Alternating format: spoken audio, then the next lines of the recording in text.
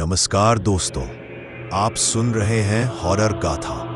आज मैं आपको जो कहानी सुनाने जा रहा हूं वो मुझे हमारे एक श्रोता राघव जी ने भेजी है। उन्होंने बताया कि ये घटना उनके गांव में घटी थी। राघव ने अपने बचपन से लेकर जवानी तक इस घटना के असर को देखा और महसूस भी किया। मैंने उनकी बताई घटनाओं को कहानी के रूप में ढालकर आपके सामने रखा है। धरोगापुर एक छोटा सा गांव था जो पतले से पहाड़ों और सूखे खेतों के बीच बसा हुआ था। गांव के चारों ओर कांटे वाली झाड़ियां और छांव देने वाले पीपल की कतारें थीं। गांव के बाहरी किनारे पर एक पुरानी हवेली खड़ी थी। लोग उसे पुराना महल कहते थे। कई दशक पहले उसकी खिड़कियां टूट चुकी थीं, पर दीवारों पर अभी भी पुराने समय की सूखी रेखाएं और कालिख दिखती थी। लोगों के बीच एक अफवाह थी कि उस हवेली में सालों पहले किसी ने काली साधना की थी। बड़े बुजुर्ग बताते थे कि अमावस्या की रातों में हवेली के आंगन में कोई छोटा सा दिया खुद ब खुद जल उठता और वहां से अजीब अजीब आवाजें आती। कभी किसी औरत की चीख और कभी किसी औरत की चीख, कभी किसी बच्चे के घबराए हुए रोने की लय। राघव बचपन में अक्सर अपने दोस्तों के साथ उस हवेली के पास खेला करता था। दिन में वह जगह सिर्फ धूल और चिड़ियों की खपखप से भरी दिखाई देती थी, पर जैसे ही शाम होती, हवेली का साया बड़ा भारी और शांत लगने लगता। गांव वाले बच्चों को डराते, वहां जाना मत, वह आंगन अशुद्ध है। पर बच्चों के लिए डर एक चुनौती था। एक साल की गर्मियां थीं जब राघव और उसके साथी आपस में शर्त लगा बैठे, जो भी किसी रात उस आंगन के काले घेरे के बीच एक पत्थर रखकर आएगा, वही सबसे बहादुर माना जाएगा। उस रात सूरज ढलने के बाद 4-5 बच्चे साइकिलों पर आदियों की तरह हवेली की ओर बढ़े। हवेली की टूटी छत और झूलती दीवारें दूरी से भी डर दिखा रही थीं। आंगन में घुसते ही एक गोलाकार काले पत्थरों का चक्र नजर आया। ठीक बीच में एक टूटा हुआ मिट्टी का दिया पड़ा था।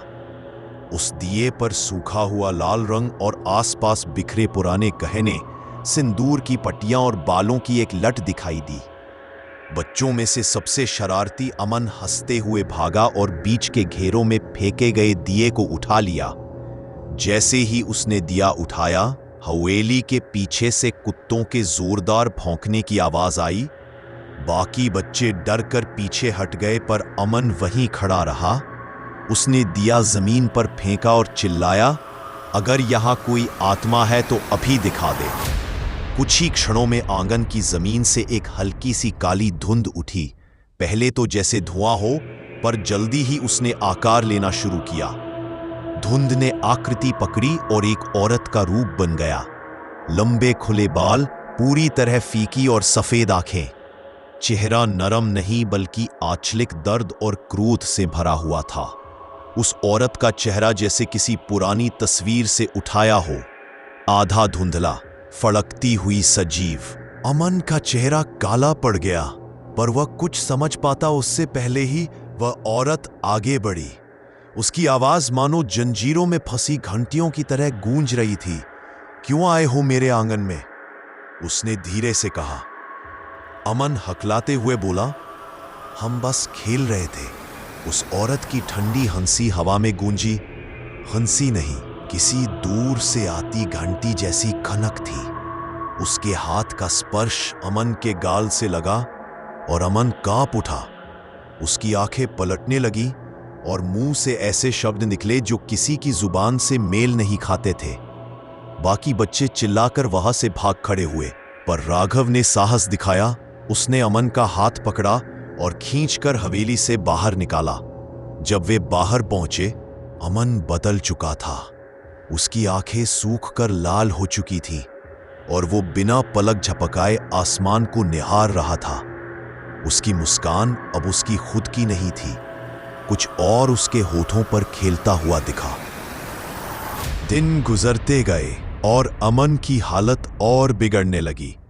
वो पहले जैसा हंसमुख बच्चा नहीं रहा। दिन में अक्सर वह अकेला खेतों में भटकता और रात को गांव के बीचों बीच किसी अज्ञात से बातें करता। उसकी मां चिंतित थी। हर बार की तरह उसने गांव के तांत्रिकों और पंडितों की शरण ली। एक बुजुर्ग तांत्रिक, जिसे गांव वाले बल्लभनाथ बाबा कहते थे, ने अमन को देखा और उसके माथे पर हाथ रखकर चौंक गया। बाबा ने कहा, यह बालक सामान्य नहीं रहा। किसी प्राचीन आत्मा की छाया इस पर बैठ चुकी है। यह वही करनी का प्रभाव है जो सालों से इस हवेली में बसी है। उन्होंने बताया कि करनी की आत्मा एक बार जो पकड़ लेती है उसे आसानी से नहीं छोड़ती, पर एक उपाय है। अगली अमावस्या की रात उसी आंगन में एक विशेष पूजा करनी होगी और सही मंत्रों और जप से आत्मा को बांधा जा सकता है। पर यह पूजा खतरों से भरी होगी। कोई गलती पूरे परिवार और गांव के लिए घातक साबित हो सकती है। अमन की मां ने पास के गांवों में भी मदद मांगी, पर लोग पांव खड़े कर देते। इसे छोड़ दो, वरना गांव को बड़ी मुसीबत आ सकती है। पर मां की ममता हार मानने को तैयार नहीं थी। राघव भी हर रोज अमन से मिलने जाता और उसकी टोली की जिम्मेदारी अपने ऊपर ले ली। अमावस्या की रात आ ही गई। आसमान पर घने काले बादल छा गए थे और हवा में अजीब सी सन्नाटे जैसी चीज सुलग रही थी। गांव के कुछ बुजुर्ग, बल्लभनाथ बाबा, अमन की मां तथा राघव सब हवेली के आंगन में इकट्ठे हो गए। बाबा ने चेतावनी दी, जब तक मैं मंत्र पढ़ रहा हूं, कोई भी उच्च स्वर नहीं उठाएगा। अगर आत्मा ने गुस्सा दिखाया तो उसे शांत रखना बेहद मुश्किल होगा। बाबा ने लाल कपड़े की छोटी पोतली खोली। उसमें नींबू, सिंदूर, लोहे की सुइयां और ताबीज थे। उन्होंने आंगन में चक्र बनाकर उसे रस्मी रूप दिया और घेरा बनाकर काला दिया वही रखा।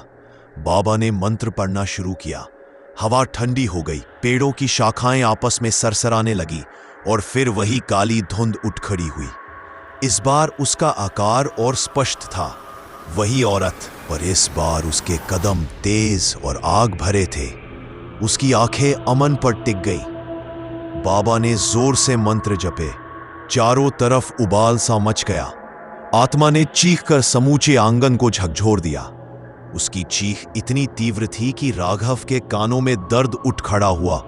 अमन का शरीर भी उथल पुथल कर रहा था, लेकिन बाबा की सजगता और अंतिम कोशिशों ने एक पल में काम किया।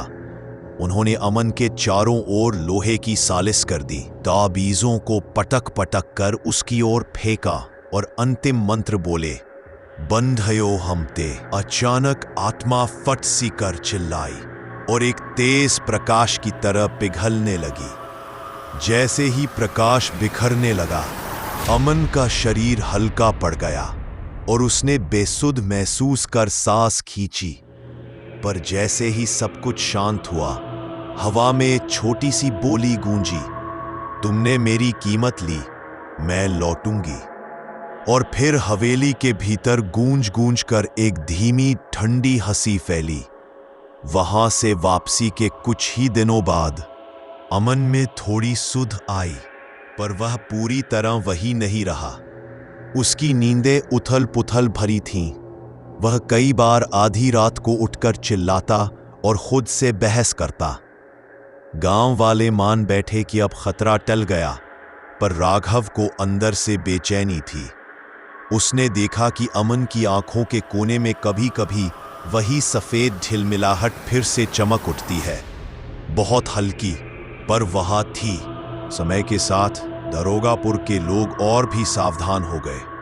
हवेली अब कभी कभी अजीब रोशनी दिखाती और कुछ लोग बताते कि भटकी हुई आवाजें रात में सुनाई देती है। वहां के कुछ किसान अब रात में काम करने से बचने लगे। बल्लभनाथ बाबा ने चेतावनी दी, हमने आत्मा को बांध दिया है, पर माड़ा पूरी तरह नहीं हटाया। वे शक्तियां जो वर्षों तक पड़ी रही हों, वे एक बार कमजोर है पर मृत नहीं। राघव ने बाद में गांव के बच्चों को समझाया कि कुछ चीजें सिर्फ चुनौती नहीं होती, उनका सम्मान और डर दोनों जरूरी है। उसने कभी भी फिर से किसी को उस आंगन में खेलने नहीं दिया।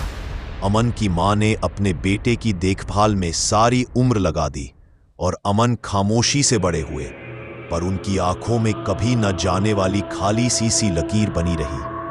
कहानी का आखिरी दृश्य कुछ यूं था। एक रात राघव हवेली की ओर से लौटते हुए दूर से एक मृत सी चमक देखता है। आंगन के बीच वही टूटा दिया अभी भी धुंधली रोशनी दे रहा था, मानो किसी ने उसमें नई मिट्टी से दाव जला दिया हो। और हवा में धीमी धीमी हंसी, जिंदा और राहत में नहीं बल्कि इंतजार में। दोस्तों, अगर आपको यह कहानी पसंद आई हो तो चैनल हॉरर गाथा को सब्सक्राइब करिए, बेल आइकन दबाइए और इस कहानी को कमेंट में बताइए कि आप ऐसे किस किस प्रकार की कहानियां सुनना चाहेंगे।